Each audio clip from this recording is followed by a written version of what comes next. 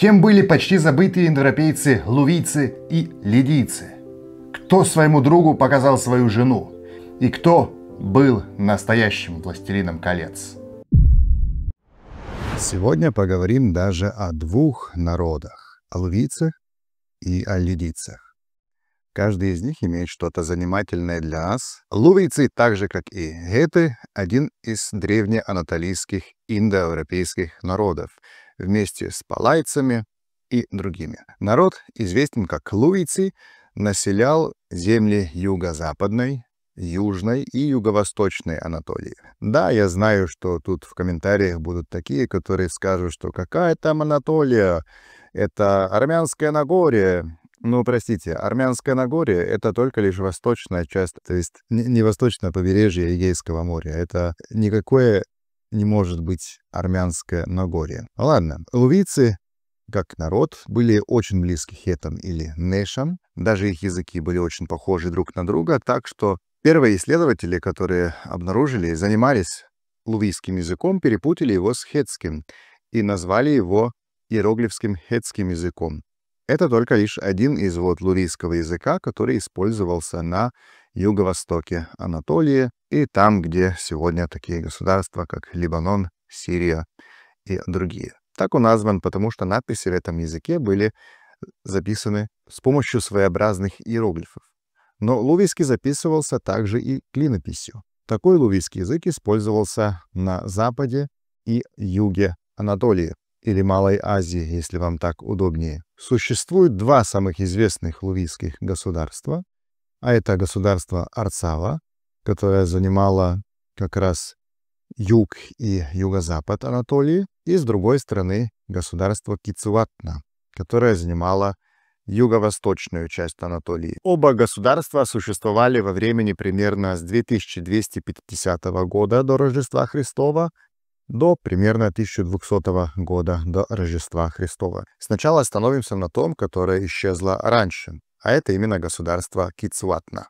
Об этом государстве мы знаем очень мало, а то, что знаем, что оно часто подчинялось либо хетским государям, либо хурийским государям в государстве Митани. И было такое полузависимое, можно сказать. О них известно достаточно мало. Известны некоторые имена правителей, такие, например, как Ишпухтахшу, и он был обозначен титулом «Великий Владыка». О нем известно то, что он вошел в союз с хетским Табарной, с Телепинушем. Кстати, чтобы вы лучше понимали этот контекст, советую всем на этой точке остановиться и посмотреть сначала наш выпуск о хетах, а потом вернуться сюда обратно. После Ишпухтахшуа, который правил примерно в середине второго тысячелетия до Рождества Христова, были и другие правители, такие как Падатищу, потом Пильяш, известен тем, что он стал союзником государства Митани и примирился с хетским Табарной Циданташем II. После него правил Шунашура, затем Талцу, Шунашура II, как современник хетского Табарны или правителя Тудальяша II. И это в принципе все, что мы сегодня о них расскажем. Что произошло с их государством Кицуватна? Оно в конечном итоге было уничтожено народами моря. Что не было уничтожено ими, уничтожили или добили ассирцы, потому что еще после, примерно с 1200 года до Рождества Христова до примерно 800 года до Рождества Христова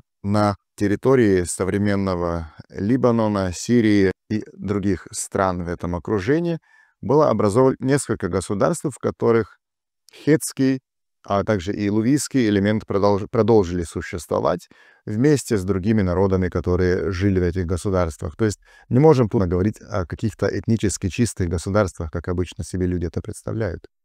Народы всегда испокон времен жили вперемешку.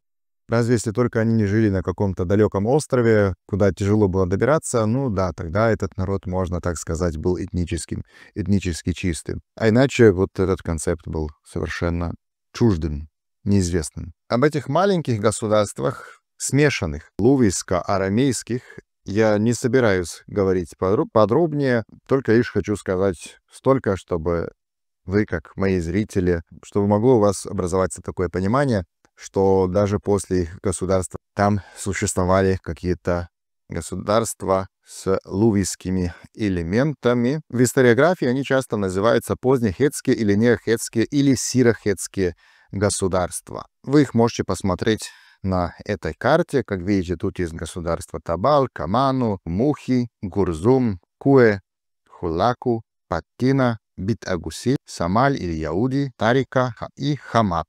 Но вернемся к другому лувийскому государству, которое продержалось чуть дольше, а это государство Арцава. Оно просуществовало примерно до 1200 года до Рождества Христова.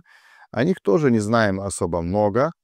Знаем, что они были народом очень близким к хетам, и то, что мы о них знаем, обычно как-то связано с тем, в каких отношениях они были с хетами. И так, например, знаем, что хеты или несы вторглись в государство Арцава примерно в 1640 году, а после этих событий правителем лувийцев стал Купантас Курунтас, или Купанта Курунта еще. Он подписал договор с несийским правителем или Табарной, Тудалешем первым или вторым, о котором мы говорили в нашем выпуске о хетах. И с тех времен мы знаем, что его соседи или соседи его государства, государство Арцава, были Хетское царство, затем на северо-востоке Палайцы, на юге Ликийцы, а на восточном берегу Эгейского моря эллины, то есть греки. Согласно некоторым исследователям, и Уилуша или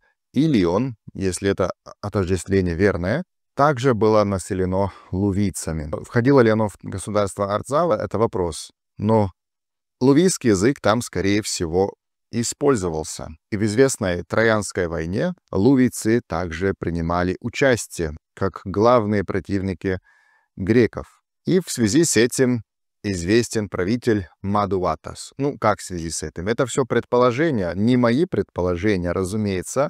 Я вам просто переношу те знания, которые я сам получил. Так что не я автор этих размышлений. Я вам просто рассказываю то, что рассказали когда-то мне или что я где-то когда-то прочитал у других ученых. Значит, правитель, о котором сейчас будет речь, его звали Мадувата. Он правил в конце 15 века до Рождества Христова и изначально был правителем ликийского города страны. О нем известно, что он боролся против какого-то ахиавайского человека. Ахиавайца. За этим именем, скорее всего, мы можем понимать ахейцев, то есть, опять же, греков.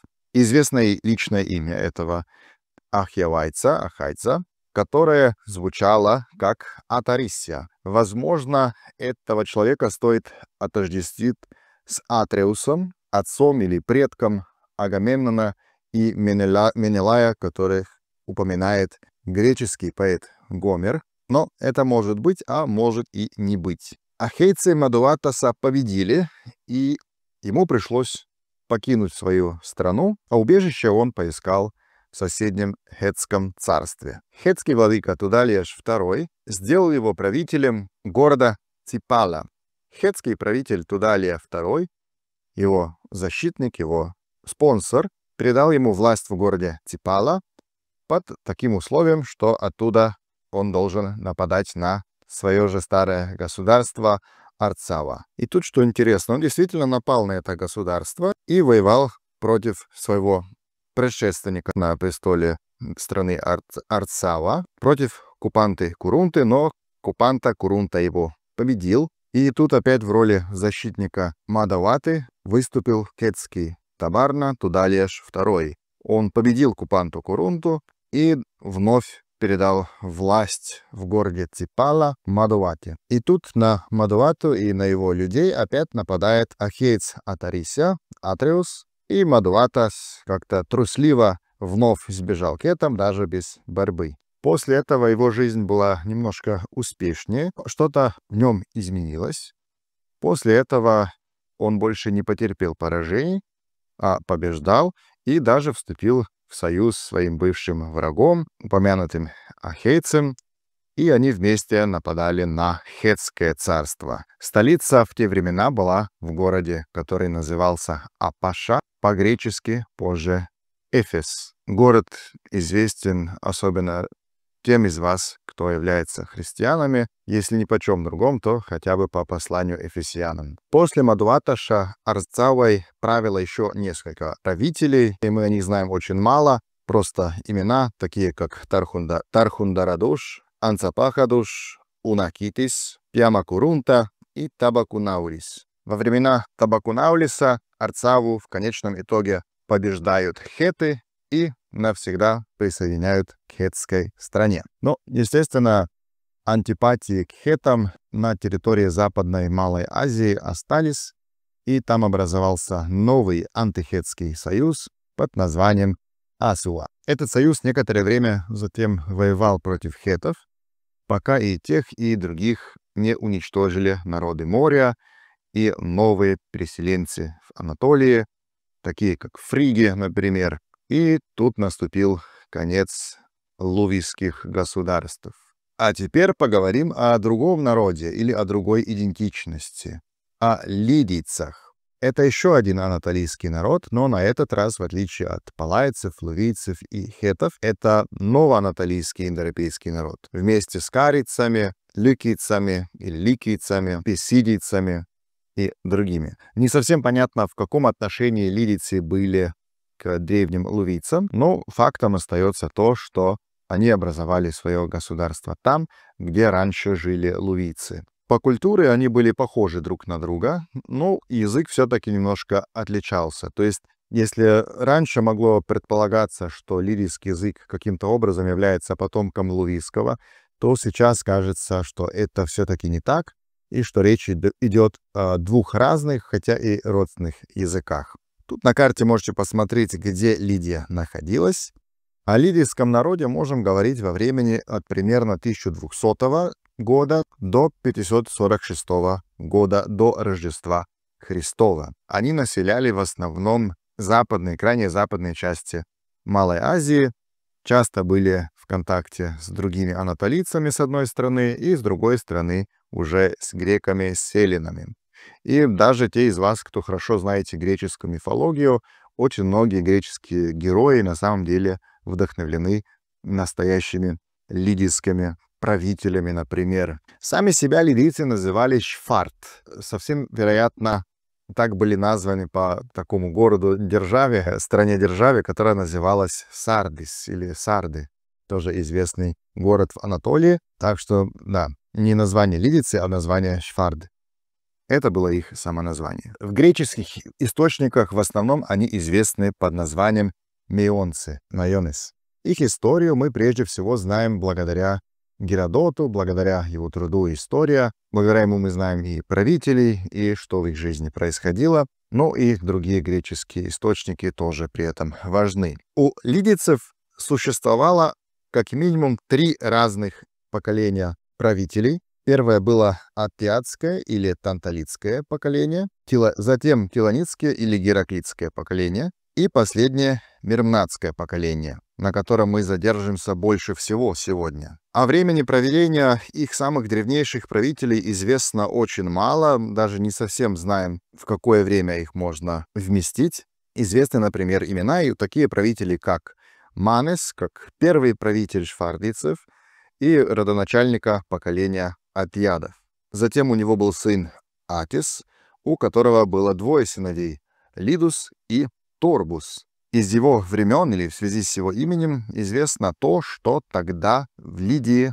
был большой голод, а также что лидийцы занимались уже в те времена спортом. Третий известный правитель был Лидос или Лидос. Как раз он был тот, согласно которому всех людей, которыми он правил, стали называть лидийцами. По крайней мере, так это согласно легендарным размышлениям. После него был Тмолос, который в греческой мифологии стал отождествляться с каким-то из горных богов. И известна также и его жена Умфале или Умфала. Она уже в греческой мифологизации событий известна со своей связью с Гераклом. Именно она являлась одной из любовниц Геракла. Причем получилось так, что сначала Геракл был рабом у Амфали, но потом она спустя 1 года его освободила и вышла за него замуж и родила кучу детей. Конечно, к этому нужно относиться как к легенде, которая каким-то образом должна была привязать славу Геракла к потомкам Тмолоса и Омфалы. А этих потомков звали, например, Тантал, Танталос, который тоже стал известным героем в греческой мифологии, брат. И тут как раз началось гераклитское поколение правителей.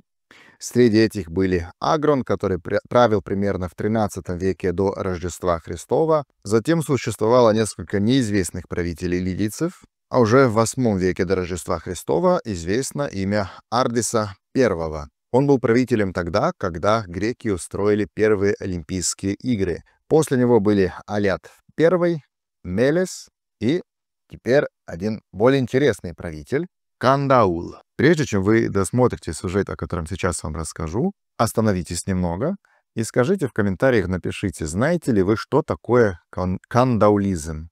Какое явление называется именно этим именем? Ну, а я сейчас расскажу. Кандаул правил примерно с 733 по 718 год до Рождества Христова. Он был правителем лидийцев, и у него была очень красивая, просто прекрасная жена. Кандаул был заворожен своей женой. Он считал, что у нее особенно красивое голое тело, и хвастался этим фактом своему охраннику, своему сторожу Гигесу или Гигу. И он ему так говорит: «Слышь, чувак, ты не поверишь, у меня такая прекрасная жена, у нее такое красивое тело. Раз ушам не веришь, глазам точно поверишь». И так он задумал показать ему свою жену без одежды, как мать родила, и Гигу, как справедливому человеку, это было не совсем по нраву. Он постеснялся и не хотел смотреть на чужую жену без одежды. Но Кандаул настаивал и настаивал. Хотел всячески показать, что вот жена у меня действительно самая красивая из всех. В конце концов Гигес сдался, и тут ему правитель Кандаул показал, где можно спрятаться за шторами, и когда она будет на ночь раздеваться, где можно на нее посмотреть. Ну, и действительно, Гигес спрятался за шторы и ждал, пока не пришло время для сна. Зашла правительница, жена Кандаула, разделась, все он там видел, все посмотрел, но он не заметил, что на самом деле она также его увидела краешком глаза. Она заметила, что там кто-то стоит и что кто-то за ней наблюдает. Но вместо того, чтобы закричать, вместо того, чтобы сказать, что кто-то в ее комнате, она придумала свой план. Она точно знала, что это дело ее мужа, что муж заставил своего сторожа смотреть на нее голую, и в следующий раз она сама позвала Гига и сказала ему о том, что она его видела краешком глаза, и что теперь перед ним стоит выбор, что кто-то должен умереть. Либо он, либо ее муж Кандаул. И сказала ему так: либо мой муж тебя убьет, либо ты спрячешься за эту же штору, подождешь моего мужа, и когда он уснет, убьешь его. Он тоже изначально всячески защищался от этого, не хотел участвовать в этом, но в конечном итоге, чтобы спасти себя, он решил послушать жену правителя. Итак, он убил Кандаула. А после его смерти правительница вышла замуж за Гига. Гиг стал новым правителем лидийцев и родоначальником нового поколения мирманадов. А теперь к вопросу, который я задал. Что такое кандаулизм? В честь этого человека или вне честь этого человека Кандаула расстройство, когда муж или парень хочет показать свою жену без одежды другим людям, это называется как раз кандаулизм. Вот так можно узнать и что-то из других областей науки, таких как психологии, например. А сейчас еще более интересный сюжет. Гиг в целом это такая полулегендарная личность в лидийской истории. С ним происходило всякое, и в связи с ним развилось очень много разных мифов. Ну, давайте сначала рассмотрим, что мы знаем о нем, что он по-настоящему сделал, а затем я вам расскажу тоже одну очень интересную историю, которая развилась вокруг его личности. Гиг правил примерно с 716 по 678 год до Рождества Христова. Он был достаточно сильным правителем. У Гига получилось укрепить и расширить границы Лидийского царства. В военном деле ему тоже везло. Он не раз воевал с греками, своими западными соседями. Так, например, у греков завоевал город Магенсия, затем Троада, и напал и город Смирна, современный Измир, и был успешным в обороне страны Лидии от вторжения киммерийцев. Для тех, кто не знает, кто такие киммерийцы, тоже у нас уже выпуск у них был. Кто хочет, может перейти по ссылке и посмотреть о том, как киммерийцы переселились из территории современной Южной Украины на Балканы сначала, и затем в Малую Азию и на Ближний Восток, где их идентичность в конечном итоге потерялась. То есть Гигу и его лидийцам повезло намного больше, чем фригийцам. Нового союзника для защиты перед вторжениями киммерийцев Гиг поискал у ассирийцев. И его союзником стал ассирийский Шар, это владыка, правитель, Ашурбаниапли, или еще известен под названием Ашурбанипал или Ассурбанипал. В конечном итоге Гиг погиб в битве против киммерийцев, и тут закончилось время его правления. Но, видимо, он был достаточно важной личностью, раз о нем развились такие легенды, как сейчас услышите. Возможно, как считают некоторые ученые, он как-то связан с библейским Гогом, который упоминается в Библии, да? В комбинации Гог и Магог, в книге пророка Иезекиила, например, и также как один из потомков Яфета. А теперь к занимательному сюжету. Вот я, когда впервые познакомился с этим сюжетом, мне он показался как-то чересчур знакомым, как-то очень уж известным. Услышите скоро, почему. Существует такая сказка о Гиге и о его кольце. Согласно этой легенде, Гигес изначально был простым человеком, пастырем, не относился к правящей элите, и однажды так в Лидийском государстве произошло очень-очень сильное землетрясение, когда разрушены были города, и после такого землетрясения он подошел к городу и копался там по останках, и когда так копался по разрушенным зданиям, нашел мертвого правителя. На его руке находилось кольцо. И так как мертвому это кольцо уже было не нужно, это кольцо взял, достал и надел его на руку. Случилось тогда что-то неожиданное. Он вдруг стал невидимым. Он тогда обнаружил, что золотой перстень этого мертвого правителя делает человека невидимым и дает ему власть над другими. И вот этот перстень, который, казалось бы, хороший, но на самом деле в себе скрывал какое-то зло, привел его к власти по уже упомянутым событиям во времена правления правителя Кандаула. Об этом говорят и греческие философы, такие как Платон, например. Но там, конечно, эта история использована для того, чтобы показать, как власть может испортить человека. И мне как-то этот сюжет показался уже очень сильно похожим на тот, который мы находим в «Властелине колец» замечательнейшего Джона Рональда Руэлла Толкина. Вам как кажется? Возможно такое? Ну, просто знаю, что Толкин занимался и мифологией, и он в ней очень хорошо разбирался и в языках. Так что, по крайней мере, как-то это уж слишком так подозрительно звучит. После Гига новым правителем стал Ардис II. Он правил с 678 по 629 год до Рождества Христова. О нем известно то, что он продолжил войну против эллинов, напал, например, на город Милет, Милуата древняя, а также завоевал город Пирены. Власть после него перешла в руки его сына Садита, который правил до 617 года, до Рождества Христова. Он также продолжил войну против греков, конкретно против города Милета, а это перешло потом и на его сына уже Альята, правившего между 617 и 560 годом до Рождества Христова. Но тут начали происходить очень большие изменения.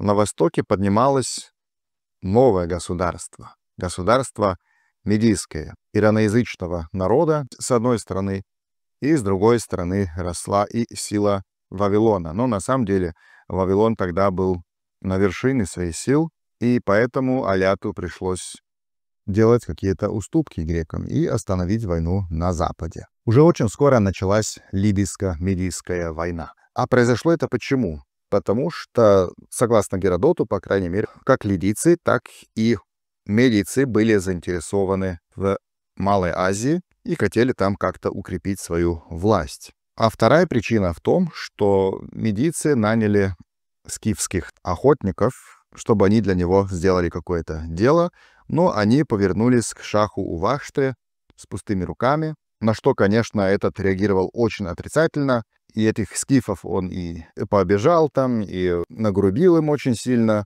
Эти скифские охотники запланировали заговор, чтобы как-то отомстить за эти обиды, которые были нанесены. У них получилось убить сына медийского правителя, и они приготовили его мясо, и они этому же правителю предложили съесть мясо его собственного сына. Да, очень жутко звучит. Всю эту историю, весь этот сюжет можете прочитать у Геродота. Ну и когда медийский владыка об этом узнал, конечно, был в шоке и хотел опять отомстить этим охотникам. Но на этот раз они убежали из его царства, а убежище они нашли у лидийцев. Медийский шах потребовал, чтобы лидийский правитель вернул этих скифских охотников, а тот отказался и продолжил их скрывать. И это как раз послужило, согласно Геродоту, причиной войны. Решающая битва должна была произойти возле речки Галис. Сегодня это Кизилермак на турецком языке. Но битва не произошла по планированному, так как именно в это время произошло большое затемнение солнца. И как одна, так и другая сторона протолковали это как очень плохой знак и как волю богов, что война должна прекратиться. И в таких обстоятельствах представители медийцев и представители лидийцев подписали мирное соглашение. После этого договора Аляд II выдал свою дочку Аремис шаху медийскому в жены. После этого о нем известно еще то, что он продолжил войну против киммерийцев и опять возобновил войну против эллинов, против своих западных соседей. С киммерийцами у него получалось. Их он в конечном итоге выгнал из Малой Азии. И это уже все, что мы о нем знаем. Последний правитель лидийцев тоже очень известен. Его звали Кройсус или Крейс. А правил он примерно с 560 по 546 год до Рождества Христова. А известен он тем, что у него было очень много золота, что он был очень богатым человеком. Так что как в эллинской, так и в персидской культуре стал синонимом самого богатого человека в мире. И как раз ему обычно принято приписывать производство золотых монет. В отличие от его предков, он с греками не воевал, а был с ними даже в очень дружеских отношениях. И о нем также известна одна легенда. Может быть, это произошло на самом деле, может быть, и не произошло, но на самом деле важен сюжет и то, что автор сюжета хотел сказать, что золото — это не все счастье в богатстве и в золоте. Записали это греки, конечно. Сюжет о разговоре Кройзаса или Крейза с эллинским мудрецом, с эллинским политиком Солоном. А тема их беседы была «Какой человек является счастливым?». А именно этот вопрос задал Солону, потому что был очень убежден в том, что он самый богатый и, следовательно, самый счастливый. Но впоследствии остался очень разочарован ответом Солона, так как тот ему рассказал о 3 людях, которые точно счастливее Креза. Эти люди были Тейлос, который боролся за свою родину, и затем братья Клебис и Битон, которые умерли в мирное время, когда их мама молилась за их настоящее счастье, а после этого они по отношению к своим родителям показали очень большую любовь, а также по отношению к своим предкам. Всех этих он считал более счастливыми, чем Кройсуса. Во время правления Кройсуса умирает как лидийская государственность, так и фригийская государственность. И тут опять связывается история лидийцев и история фригийцев. А именно вот как. У лидийцев, у Кройсуса убежище поискал фригийский престолонаследник Ардаст. А как он там оказался? В его жизни что-то случилось. Однажды он как-то нечаянно, совсем случайно убил своего брата. И, чтобы избежать наказания, он решил сам себя изгнать из Фригии. Как место убежища он выбрал Лидию. Но он был какой-то невезучий. Уже в другом несчастном случае он убил и сына Кройзуса, Атиса. После этого решил уже покончить с собою. В связи с Кройзом еще что-то очень известное, а это его путь в пророчище в Дельфи. А почему он вообще туда пошел? В это время очень сильно ухудшились отношения между Персией и Лидией. И он хотел у пророков, у пророчиц узнать, как ему воевать против Куруша или Кира, известного как Кира Великого, шаха шахов персидских. И там он получил ответ. Когда ты перейдешь речку Галис, исчезнет Великое Царство. Другая информация, которую он там узнал, была та, что если он хочет победить, пусть вступит в союз с самым сильнейшим эллинским городом. А в это время это была Спарта. То есть он поверил пророкам и вступил в союз со Спартой, что потом и их в конечном итоге тоже влекло еще глубже в войну с персами. Он заключил еще другие союзы, чтобы как-то защитить Лидию, а именно с Набунайдом, правителем Вавилона, и Амасисом II, фараоном египетским. Пророкам в Дельфе он был очень благодарен и заплатил им за это очень высокой ценой. Но для него это была не такая проблема, потому что сидел он на золоте, в принципе. Но, как это всегда с этими пророками в Дельфе, то, что там было услышано, можно было понимать по-разному. Итак, в 547 году до Рождества Христова Кройсус перешел речку Галис и напал на Персию. Решающая битва произошла у Птерии. Результат был следующий. Великое царство действительно пало. Только не персидское, как это думал Кройсус, а именно его царство. А какова была судьба Кройсуса дальше? Согласно Геродоту, по приказу Куруша, Кройсуса хотели сжечь. И для Куруша это был такой тест. Он хотел видеть, спасет ли какой-то бог, которого сам верит. И когда уже все подготовили, когда подожгли, как это по-русски называется, когда подожгли эту кучу, среди которой стоял Кройсус, Кройсус начал кричать. И он 3 раза закричал очень громко: «Солон! Солон! Солон!» И Куруш это услышал и немедленно стал разыскивать, что значат эти слова. И узнав, что речь идет о греческом политике, о греческом мудреце, сразу сказал, чтобы огонь потушили. Но это как-то не получалось, и Кир решил сам обратиться уже на богов и молился Богу Солнца, в которого он верил, и действительно начался большой дождь. После этого Куруш устроил Кройсуса на новое место работы, и Кройсус до конца своих дней жил у Шахан-Шаха Куруша Великого как мудрец и советник. А что произошло с Лидией? Лидия в это время была превращена в обычную сатрапию, в обычный регион Персидского царства, и персы дальше продолжали свою войну уже с греками. Но это уже другая история на другой раз. Спасибо всем вам, кто досмотрел до конца. Большое и отдельное спасибо всем тем, кто нас поддерживает финансово. Если кто-то еще хочет к этому присоединиться, можете это сделать на Boosty, Patreon или PayPal. На нашем вещальнике, на нашем канале можете посмотреть и другие выпуски об индоевропейцах и славянах, и других индоевропейцах. А это можете сделать тут. Спасибо за внимание. Пока-пока.